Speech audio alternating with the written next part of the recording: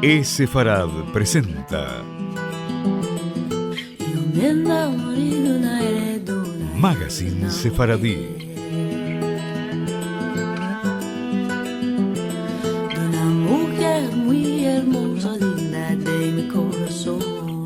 Una producción de Radio High y Radio Sefarad.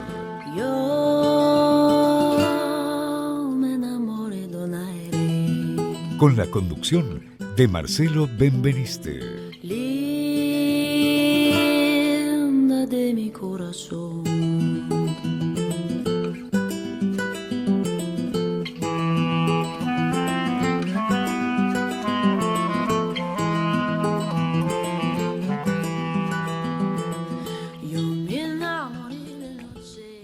Hola amigos, bienvenidos a esta nueva edición, la edición número 468 de Sefarad Magazine Sefaradí. Y en el programa de hoy vamos a tener la tercera y última parte de la vida judía en la España visigoda. De esta forma finalizamos la serie de 3 programas que se refieren a este tema. En el capítulo anterior finalizamos en el último cuarto del siglo VII y es desde ahí donde vamos a comenzar nuestro programa de hoy. Los que quieran escuchar los 2 programas anteriores que complementan esta historia lo pueden encontrar en el archivo de radiosefarad.com.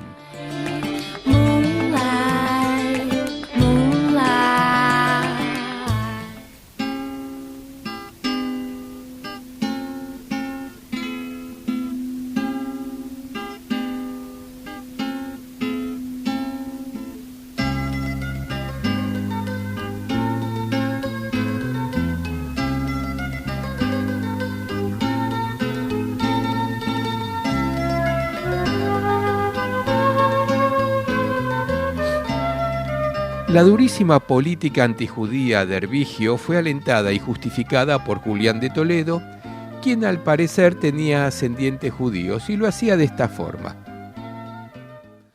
Ante cualquier mal que circula por el cuerpo, es costumbre de los buenos médicos cercenar con el hierro la zona afectada y primero amputar radicalmente las podredumbres purulentas, antes de que la parte nociva contagie a los sanas.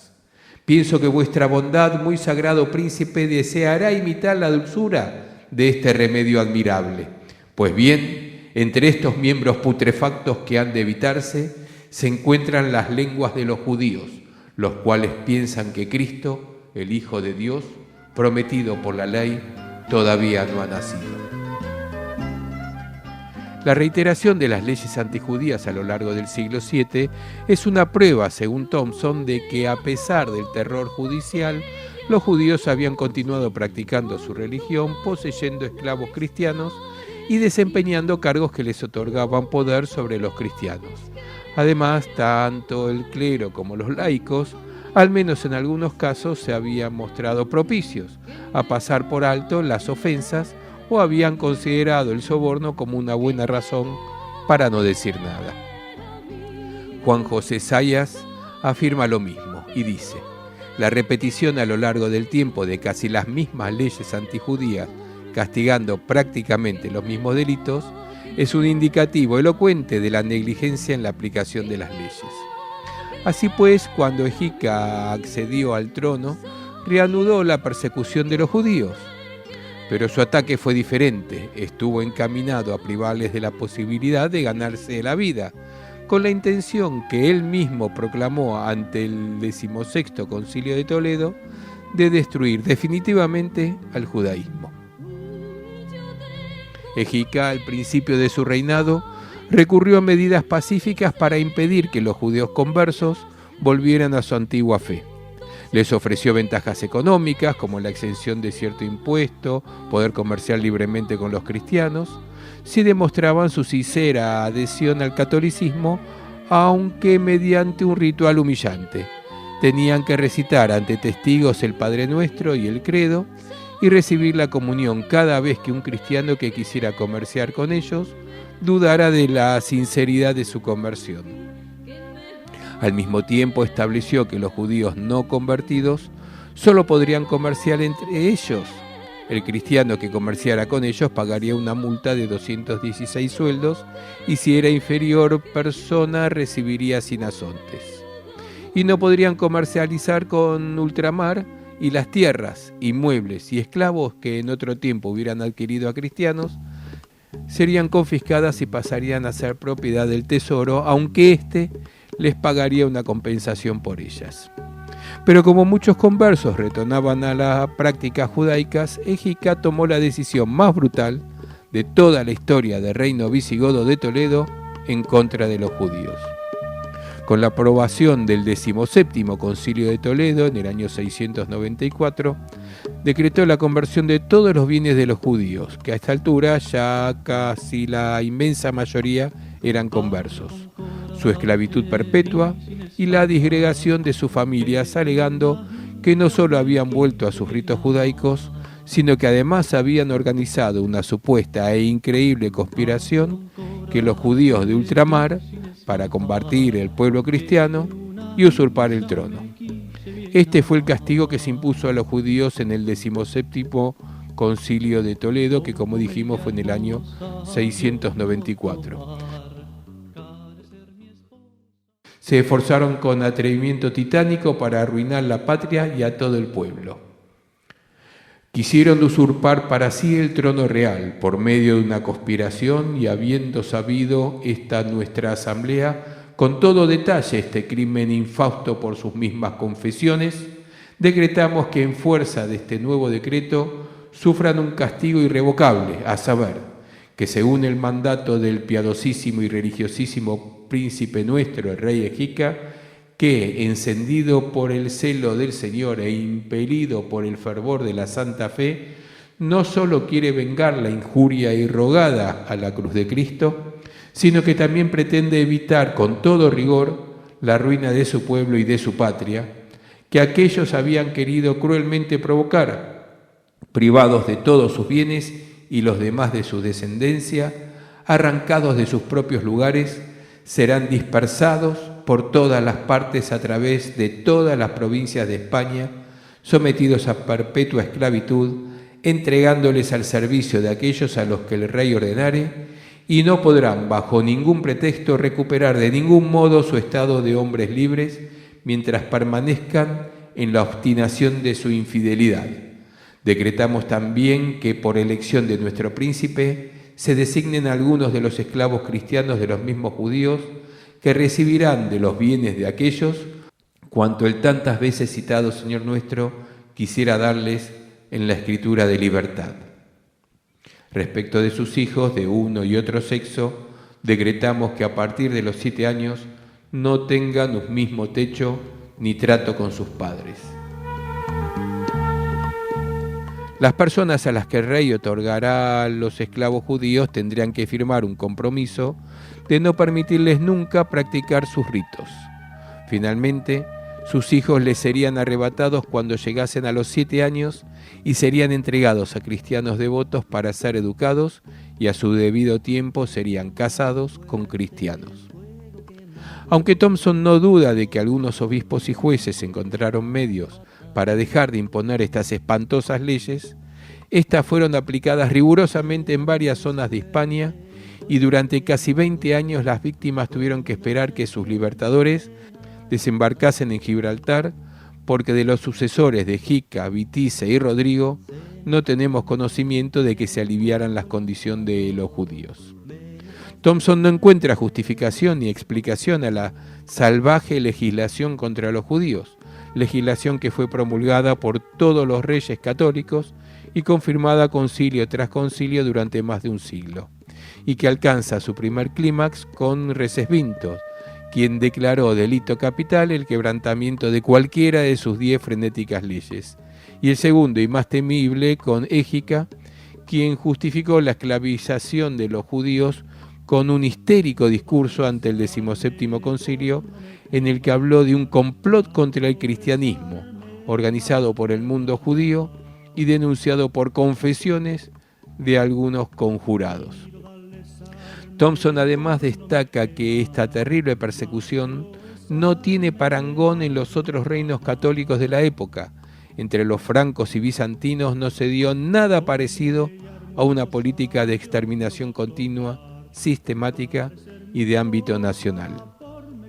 Y por otro lado señala que los judíos de España no puede decirse que ocuparan ninguna posición importante en la sociedad del reino.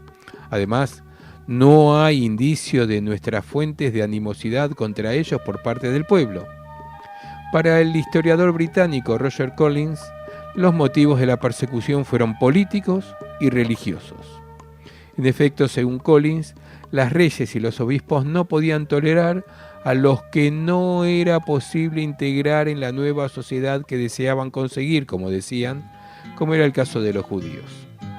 Solo un reino totalmente unido en la práctica de la fe católica sería aceptable a los ojos de Dios, y a este respecto la existencia del judaísmo dentro de sus fronteras amenazaba la paz y la prosperidad material del reino. La fragilidad del Estado visigodo, cada vez más aparente a partir del decenio de 630, daba progresivamente mayor fuerza a esta consideración. El hispanista francés Josep Pérez se pregunta: ¿cómo explicar la hazaña de los reyes visigodos a partir de la conversión de Recaredo contra unos judíos que no constituían ninguna amenaza?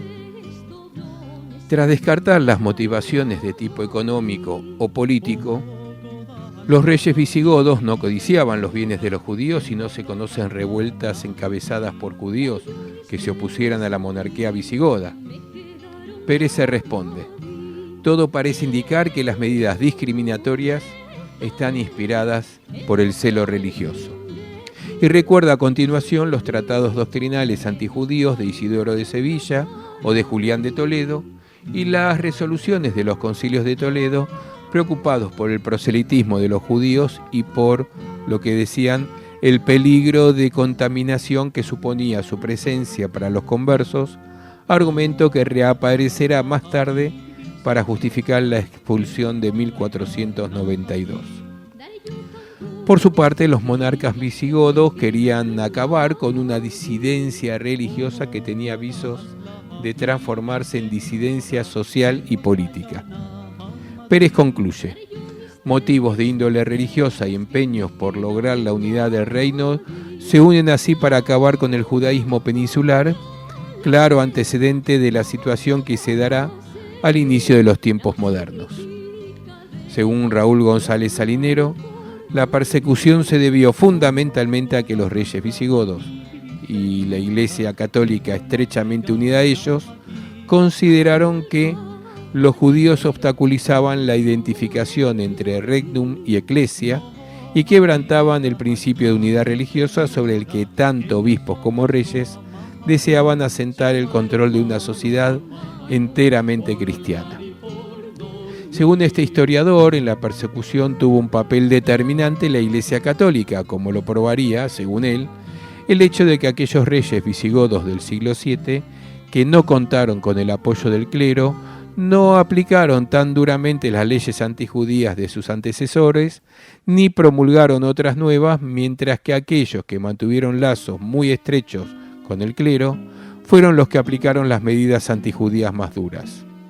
Tales fueron los casos, por ejemplo, de Isidoro de Sevilla con Sisebuto, de Braulio de Zaragoza y de Alfonso de Toledo con Recesvinto, o de Julián de Toledo con Hervigio. Aunque en el Cuarto Concilio de Toledo criticaron la política de conversiones forzosas de Sisebuto, cuando éste ya había muerto, los obispos católicos apoyaron las leyes antijudías cada vez más brutales que le proponían las leyes. Recesvinto no había atacado a los judíos que celebraban sus ritos, o al menos a los que no hubieran sido descubiertos haciéndolo. Pero esta actitud era demasiado negativa para los obispos en el momento en que tuvieron las manos libres en tiempos de Hervigio. Ya estaba olvidada la protesta del Cuarto Concilio, los judíos fueron obligados todos a bautizarse, así el papel que desempeñaron los obispos a lo largo del siglo VII en los asuntos públicos fue indigno. Asimismo, la abundante literatura antijudía de los miembros más cultos de la jerarquía católica alentó y justificó la persecución a que fueron sometidos los judíos. Así, Isidoro de Sevilla escribió De Fide Catholica ex veteri et novo, testamento contra Judaeos, en el que trataba de probar el fin de la ley judaica. Braulio de Zaragoza fue el probable redactor del primer Placitum de los judeoconversos de Toledo, del año 637, y Delfonso de Toledo escribió De Virginate Perpetua Sanctae Maria, un tratado contra los que negaban la virginidad de María, especialmente contra los judíos. Julián de Toledo fue el autor de Comprobatione Sextae Aetatis Adversus Judaeos, en el que defendía que Jesucristo era el Mesías y rechazaba la creencia judía de que la sexta edad del mundo no había llegado aún porque la venida del verdadero Mesías no se había producido.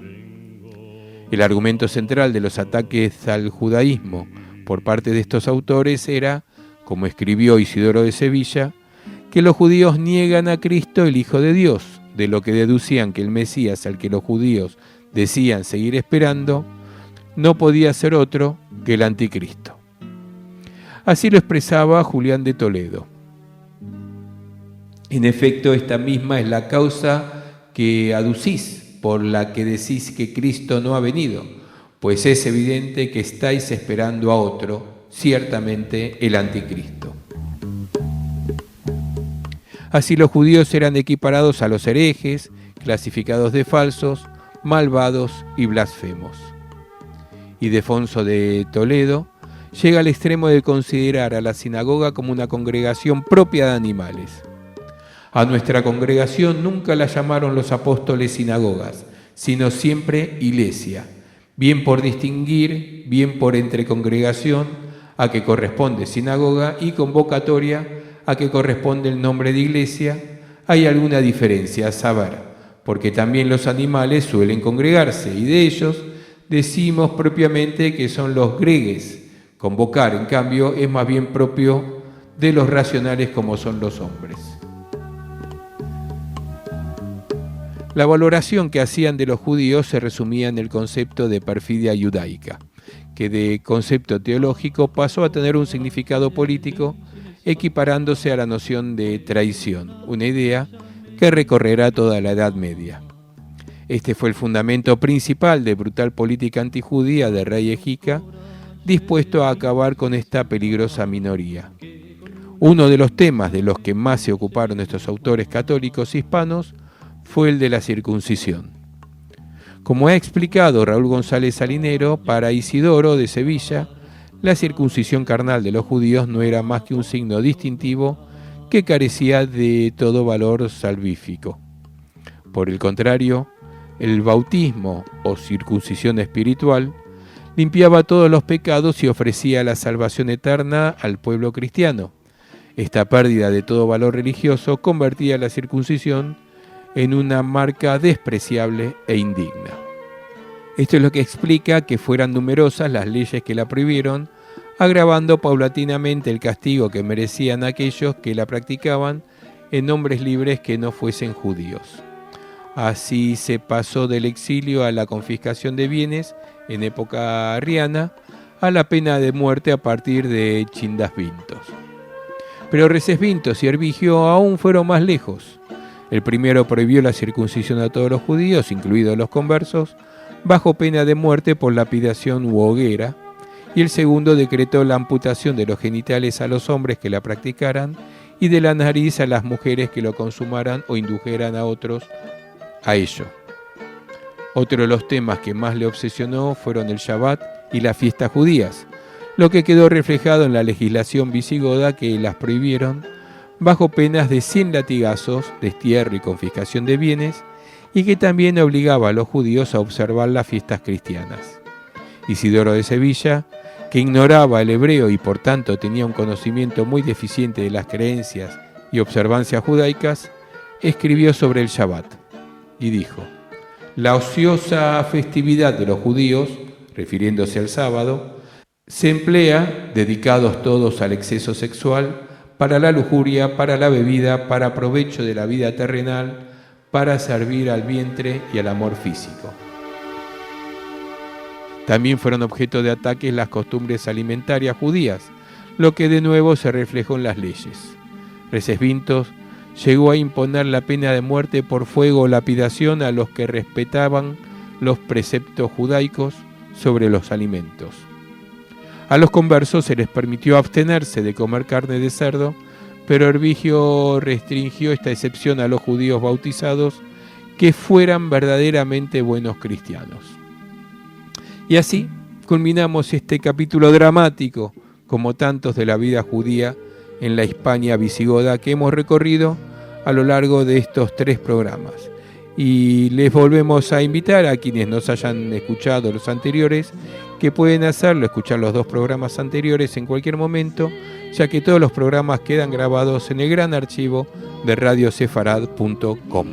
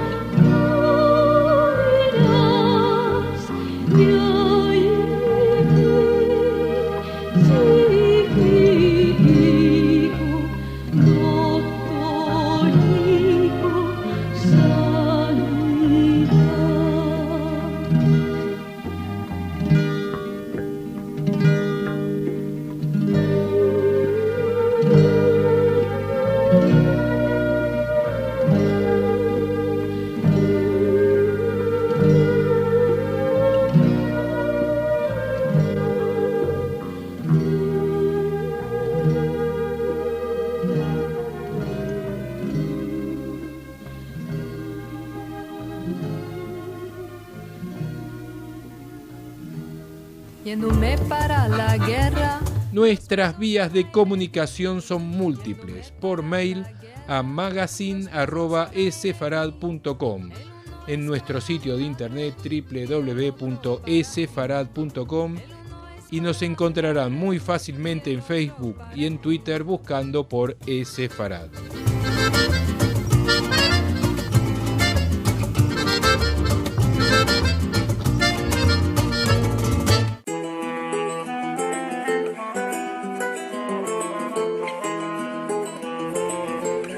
Música.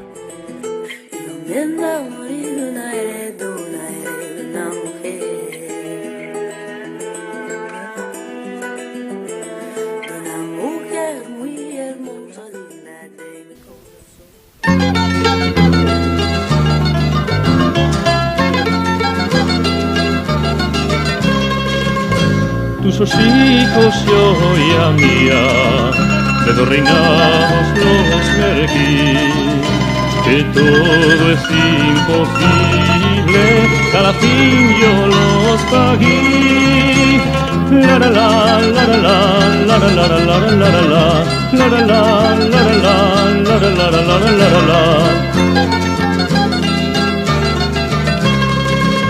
Si no me quieres hoy a mía, ya me lo puedes decir, que con irme engañando. Y nos vamos, ya sabemos, no hay agenda sefaradí, no hay actividades en el Centro Cultural Sefarad y diría en ningún lugar. Lo que hay son muchos webinars, seminarios, charlas a través de internet, así que hay mucha información por ese lado. Ahora nos vamos escuchando, como siempre, muy buena música sefaradí. Yo me despido, mi nombre es Marcelo Benveniste y los espero como siempre en nuestro próximo programa Sefarad Magazine Sefaradí, que se escucha a lo largo de todo el viernes en radiosefarad.com y los domingos a las 6 de la tarde en radiohai.com. Y como siempre encontrarán toda la información de lo que sucede en el mundo sefaradí y también muchos artículos, novedades, noticias, así como artículos escritos especialmente para nuestro portal en sefarad.com, que replican todas las redes sociales. Y vamos a despedirnos, como decíamos, con buena música. Vamos a escuchar al trío Candil, formado por Liliana Benveniste, Karina Uday y Valeria Ambra, grabado en vivo en el Centro Cultural Sefarad el pasado 21 de diciembre de 2019 en el hermoso tema Decidle a mi amor. Semanada buena.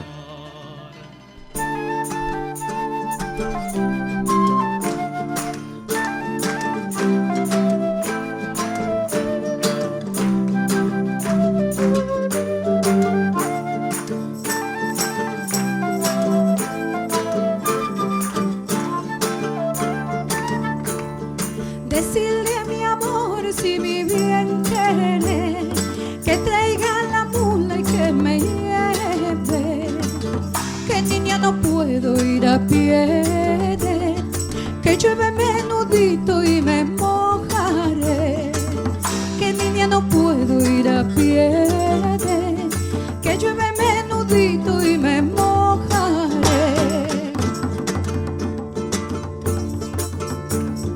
Decirle a mi amor si mi bien ama, que traiga la mula donde cabalga, que madre no puedo ir a pie, que llueve menudito y me mojaré, que madre no puedo ir a pie, que llueve menudito y me mojaré.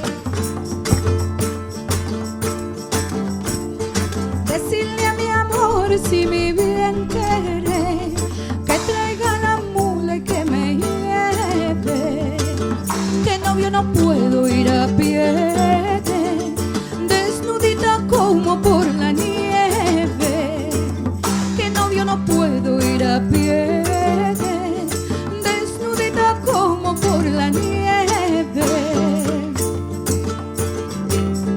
Contra el frío.